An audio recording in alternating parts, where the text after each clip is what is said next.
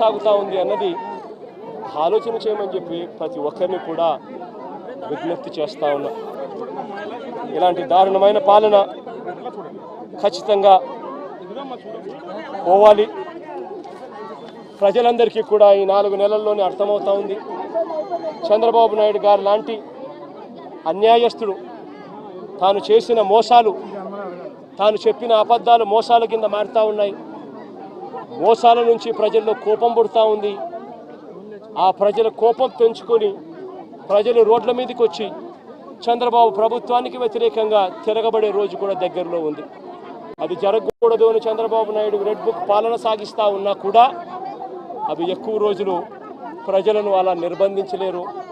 ప్రజలు ఖచ్చితంగా తిరగబడతారు అని కూడా ఈ సందర్భంగా ఇన్సూరెన్స్ ప్రీమియం మీరు చెప్పినట్టుగా ఇప్పటివరకు కట్టలేదు.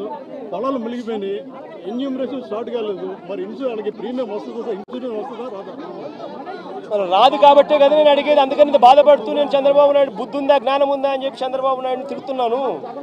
చంద్రబాబు నాయుడు ప్రశ్నిస్తున్నాను. ఎందుకు కట్టడం లేదని అడుగుతా ఉన్నాను, ఎందుకు చేయడం లేదని అడుగుతా ఉన్నాను. ఈ క్రాప్ ఫస్ట్ దానికి చేయాలి అని అంటే ఫస్ట్ ఈ క్రాప్ చేయాలి. మీ గ్రామంలో ఈ క్రాప్ జరుగుతూ ఉందా నువ్వే చెప్పు. నీ గ్రామంలో ఈ క్రాపే జరగనప్పుడు ఇక ఏ రకంగా ఇన్సూరెన్స్ అంటే ఇన్సూరెన్స్ ఎగనామా పెడుతున్నట్టే కదా. ఈ క్రాపే జరగనప్పుడు ఇక దీనికి ఇన్పుట్ సబ్సిడీకి సంబంధించి నీకు ఏ రకంగా నీకు సొమ్మిస్తాడు? తెలుగుదేశం పార్టీకి సంబంధించిన వాడు ఎవడైతే రాసుకుంటాడో, నీ పేరేం పేరు? సాంబా అంటే వైసీపీనో లేకపోతే న్యూట్రల్లో అయితే రాదు. ఒక నిమిషం, ప్రకాష్ ఏమన్నా తెలుగుదేశం అని అనుకో, ప్రకాష్ టిక్. ఈ క్రాప్ లేదు, పారదర్శకత లేదు, ఇన్సూరెన్స్ ఎట్టాగు లేదు, ఇన్పుట్ సబ్సిడీ కూడా ఇప్పటి వరకు వీళ్ళకి కావాల్సిన ప్రకారం వీళ్ళకి కావాల్సినోనికి నచ్చినోనికి ఇస్తారు, నచ్చినోనికి. జిల్లా స్థాయి అధికారులు, కలెక్టర్ కానీ రెవెన్యూ అధికారులు కానీ వచ్చి పంట నష్టం దాఖలాలు లేవు. ఒక పిఠాపురం కాకినాడ నియోజకవర్గం కాదు, జిల్లానే కాదు, అటు కోనసీమలో కూడా దాదాపు 3వ వరదైనా సరే ఎక్కడ కూడా పట్టించుకోవట్లేదు అనేది ప్రజలు చెప్తున్నారు. అదే కదా చెప్తా ఉన్నా. బాని పేరేం పేరు? సత్య. అదే సత్య నేను చెప్తా ఉన్నాను. ప్రభుత్వం స్పందించడం లేదనే కదా నేను చెప్పేది. ప్రభుత్వం అంతా ఫోటోలకు పరిమితం అవుతా ఉంది. చంద్రబాబు నాయుడు అనే వ్యక్తి టోటల్గా డ్రామా ఆర్టిస్ట్ అయిపోయినాడు. మామూలుగా పవన్ కళ్యాణ్ సినిమా స్టార్, కానీ ఇక్కడ కాదు. పాపం ఆయన కొత్తగా వచ్చాడు, పాపం ఆయనకి ఏం తెలిసినట్టు లేదు. కానీ చంద్రబాబు నాయుడు పవన్ కళ్యాణ్ మించిపోయినాడు. ఆయన సినిమా ఆర్టిస్ట్ అయితే ఈయన డ్రామా ఆర్టిస్ట్. గత ప్రభుత్వ నిర్లక్ష్యం వల్ల ఏలేరు ఆధునీకరణ చేశారు. రీటెండరింగ్ పేరుతో నిధులు ప్రకటించినప్పటికీ ఎక్కడ కూడా నిధులు ఇవ్వలేదని ఆరోపిస్తున్నారు. పేరేం పేరున్నా? అదే ప్రకాష్ నేను చెప్పేది. కనీసం మా హయాంలో 2000 వాళ్ళు Chandrababu Naidu already revise estimate చేసినాడు స్వామి 295 కోట్ల రూపాయలకు. అది ఉంది, జరుగుతూ ఉంది. మే హయాంలో దాన్ని వేగం ఎందుకు పెంచలేకపోయాము అని అంటే నిండుగా రిజర్వాయర్లు ఉన్నాయి. మోడర్నైజేషన్ ఆఫ్ కెనాల్ చేయాలి అని అంటే క్రాప్ హాలిడే ప్రకటించాలి. నిండు కుండల రిజర్వాయర్ ఉన్నప్పుడు ఎందుకులే హాలిడే ప్రకటించడం ఎందుకు? 14,000 క్యూసెక్స్ ఫ్లో అయ్యే కెనాల్లో కనీసం 10,000 అన్న పోతూ ఉన్నాయి కదా. పెద్ద నష్టం ఏం లేదులే, రెగ్యులేట్ చేసుకుంటూ పోతూ ఉంటే పెద్ద నష్టం ఉండదు. కరువు వచ్చినప్పుడు ఇంకోటి వచ్చినప్పుడు దీని గురించి హ్యాండిల్ చేయొచ్చులే అని కొద్దిగా మనం కూడా రైతుల పక్షాన రైతులకు నష్టం జరగకూడదు, క్రాప్ హాలిడే వేస్ట్ కాకూడదు, వాళ్ళకు క్రాప్ హాలిడే ఇచ్చి వాళ్ళకి ఇబ్బంది కడగకూడదు అని చెప్పి కొద్ది గొప్ప అనుకున్నంత వేగంగా చేయకపోవచ్చు. కానీ చంద్రబాబు నాయుడు హయాంలో ఎందుకు చేయలేదని అడుగుతా ఉన్నా. ఇదే 295 కోట్ల రూపాయలకి ఎస్టిమేట్లు పెంచింది చంద్రబాబే కదా. 2015 ఏప్రిల్లోనే పెంచాడు కదా. మనం పెంచినప్పుడు తన హయాంలో తనకు 2015 నుంచి 4 ఏళ్ళు తన అధికారంలో ఉంది. 4 ఏళ్ళు కరువే, రైతులకు ఈ రిజర్వాయర్లో నీళ్లు లేవు, రైతులకు పంట క్రాప్ హాలిడే ఈకపోయినా క్రాప్ హాలిడేనే. మరి ఎందుకు మోడర్నైజేషన్ చేయలేదు?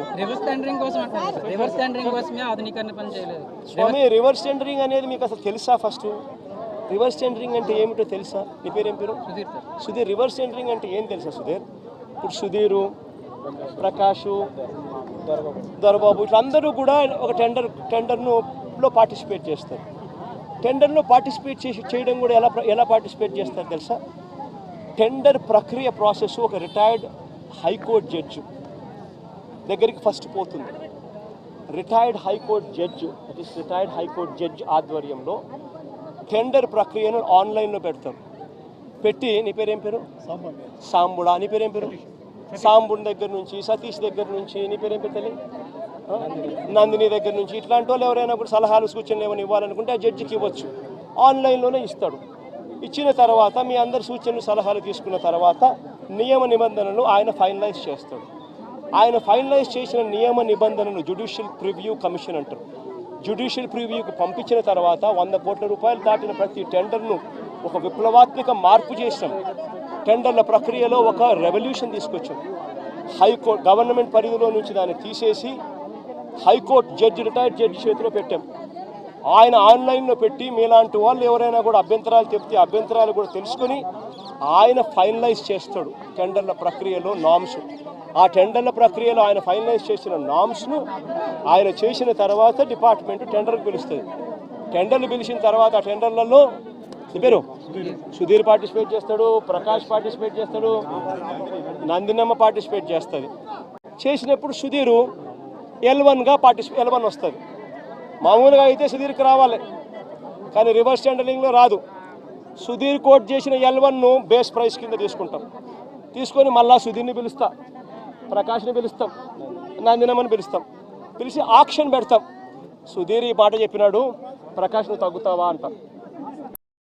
తగ్గుతాను, ఇంత 10 రూపాయలు, నేను అప్పుడు పొరపాటు, నేను ఇంకా తగ్గిస్తాను, నేను నాకు వచ్చే అవకాశం ఉంది కాబట్టి నేను సుధీర్తో కాంపిటీషన్ వస్తాను. మళ్ళీ ఆక్షన్లో నువ్వు చెప్పొచ్చు, నందినమ్మ నేనేం తక్కువ తిన్నా, నేను 85 చెప్తానని చెప్పి నందినమ్మ చెప్పొచ్చు. అప్పుడు నందినమ్మకు వస్తుంది tender. This is reverse tendering. ఈ రివర్స్ టెండరింగ్ అనేది ఒక రెవల్యూషన్. ఈ రివర్స్ టెండరింగ్ అనేది టెండర్లలో ఒక ఫిక్స్ చేసి, బిడ్స్ అన్ని ఫిక్స్ చేసి, క్వాలిఫికేషన్స్ అన్ని ఫిక్స్ చేసి, ఎవరిని పార్టిసిపేట్ చేయకోకుండా వాళ్ళందరినీ కట్టడి చేసి ప్రక్రియను పూర్తిగా ఆపేసే కార్యక్రమం రివర్స్ టెండరింగ్.